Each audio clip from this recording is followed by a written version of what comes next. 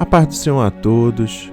Estamos retornando para darmos continuidade à leitura da Bíblia em ordem cronológica.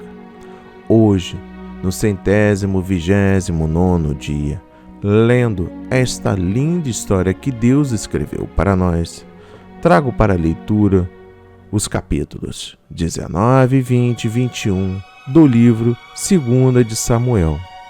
E complementamos este dia com a leitura dos capítulos 5, 38 e 42 do livro de Salmos. A inspiração do dia, a reintegração de Davi como rei, a insurreição e morte de Seba e os últimos anos do reinado de Davi.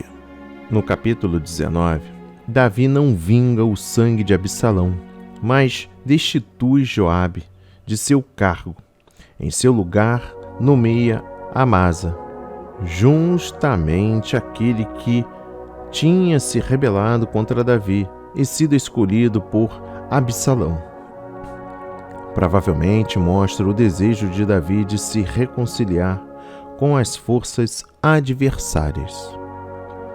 No versículo 16, Simei foi o que amaldiçoou o rei quando este saía de Jerusalém. Davi não só aceita o seu pedido de perdão, como também poupa a sua vida, um sinal claro de sua compaixão. No versículo 21 destaco Abissai, o mesmo que desejou matar Simei quando este amaldiçoou Davi. Davi se reconcilia com seus adversários e não permite que ninguém morra, um sinal da misericórdia e do perdão de Deus, dos quais ele mesmo se beneficiou anteriormente, lá no capítulo 12. Vingança, ódio e violência só geram mais vingança, mais ódio, mais violência. O Evangelho de Jesus ensina um amor ao próximo e ao inimigo como caminho contra a violência.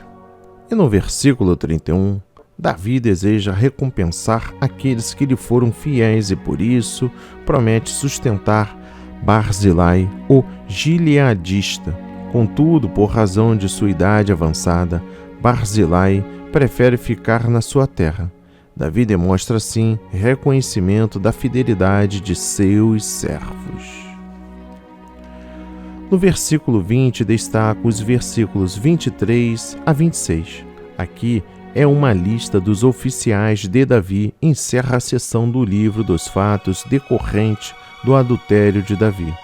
A partir daqui há alguns relatos independentes, bem como um cântico, um discurso de Davi e outros relatos dos últimos dias do rei. No capítulo 21 destaca o versículo 1, houve uma fome. Os capítulos 21 a 24 contêm narrativas simplesmente de eventos relacionados com o reinado de Davi. Não estão em ordem cronológica, pelo contrário, formam um apêndice dos capítulos 1 e 2 de Samuel. Vários dos eventos ocorreram na primeira parte do reinado de Davi. Continuando ainda dentro do versículo 1, por que matou os gibeonitas? Josué e Israel tinham feito um pacto com os gibeonitas, de modo que eles não seriam mortos juntamente com os demais cananeus. Parece que Saul tinha violado esse voto. Violar um voto era uma transgressão grave contra a lei de Deus. A expressão sua casa sanguinária dá a entender que os filhos de Saul participaram da matança dos gibeonitas. No versículo 14 destaco Deus se aplacou. Esse texto também indica que os 7 homens estavam implicados na matança dos gibeonitas. Nos casos em que os filhos não estavam envolvidos nos pecados do pai, não deviam ser castigados. No livro de Salmos, trago agora o capítulo 5, destaco o versículo 3. Ouvirás a minha voz, firmemente resoluto a buscar a Deus de todo o coração. Davi se dedica a 3 coisas. Primeiro, confiante que Deus ouvirá a sua voz, persistirá na oração e não viverá sem ela. Segundo, orará a Deus pela manhã. Se mantivermos nossa vida voltada para Deus, orar de manhã será uma prática natural. Cada nova manhã, nos conclamamos a uma renovada dedicação a Deus, a comunhão com Ele e a nos alimentarmos da Sua palavra. Terceiro, o salmista vigiará, esperançoso pelas respostas à sua oração, e durante o dia inteiro procurará evidências de Deus em ação na sua vida. Nos versículos 5 e 6, aborrecestes a todos os que praticam a maldade. O mal não é algo abstrato. Deus não somente aborrece o pecado, mas também, em certo sentido, os que praticam o mal, porque, do outro lado, as Escrituras também revelam Deus como aquele que ama os pecadores, que lhes estende a mão compassiva e misericordiosa e os busca para redimi-los do pecado mediante a cruz de Cristo. E por fim, no versículo 10, declara-os culpados, ó Deus. Dentro deste contexto está inserido o capítulo 35 dos versículos 1 a 8. Nota sobre a oração do salmista pela destruição dos seus inimigos. No capítulo 38 destaco os versículos 1 a 22.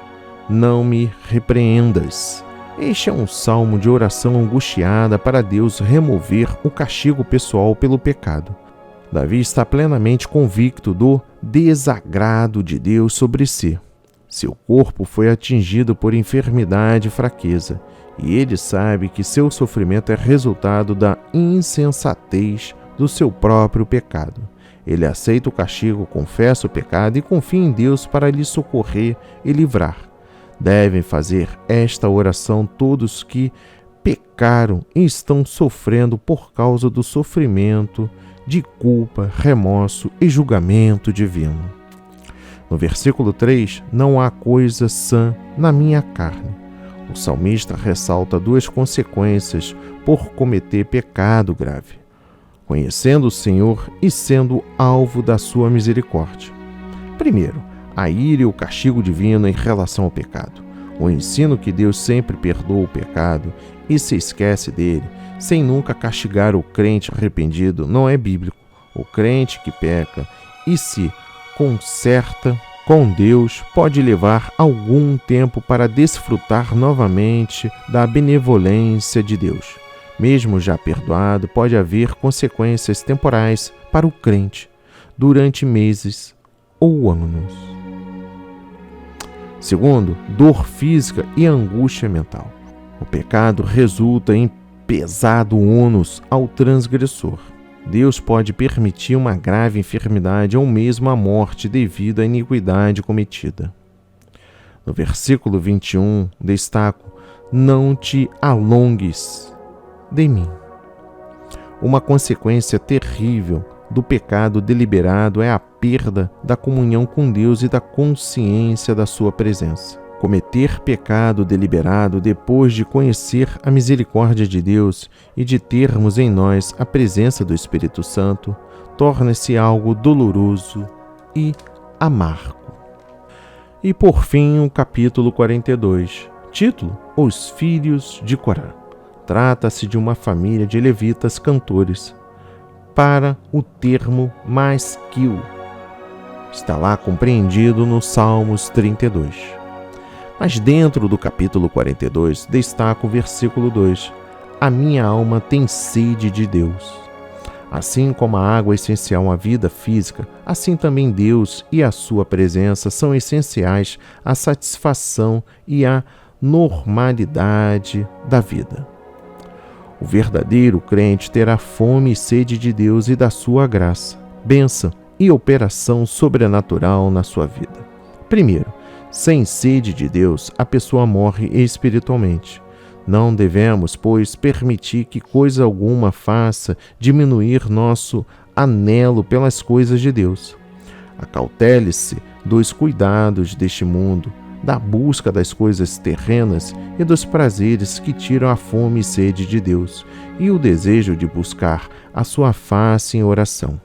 Segundo, devemos orar para que aumente o nosso anseio pela presença de Deus, que nosso desejo pela plena manifestação do Espírito Santo cresça e que se aprofunde a nossa paixão pela plenitude do reino de Cristo e sua justiça, até clamarmos por Ele de dia e de noite, com sede sincera, assim como o servo brama pelas correntes das águas em tempos de seca. E por fim o versículo 6. Ó meu Deus, a minha alma está abatida. Aqueles que têm sede de Deus e anseiam por uma manifestação maior da sua presença podem vir a experimentar certa demora. Mesmo assim, o crente fiel continuará tendo sede de Deus e buscando a sua presença. O Senhor tem prometido que Deus abençoará os que têm fome e sede de justiça, os quais não se contentam com menos do que a plenitude da bênção divina. Em meio ao silêncio de Deus, devemos persistir em conhecê-lo e experimentar uma manifestação maior do Espírito Santo. Não devemos desanimar, mas sim pôr nossa esperança em Deus e confiar no seu imutável amor. Que a leitura de hoje toque o seu coração e transforme a sua vida para a honra e a glória do Senhor. Leia a Bíblia diariamente, pois este é o verdadeiro canal que te aproxima de Deus. Conhece a verdade e ouve a voz dele. Amém e graças a Deus.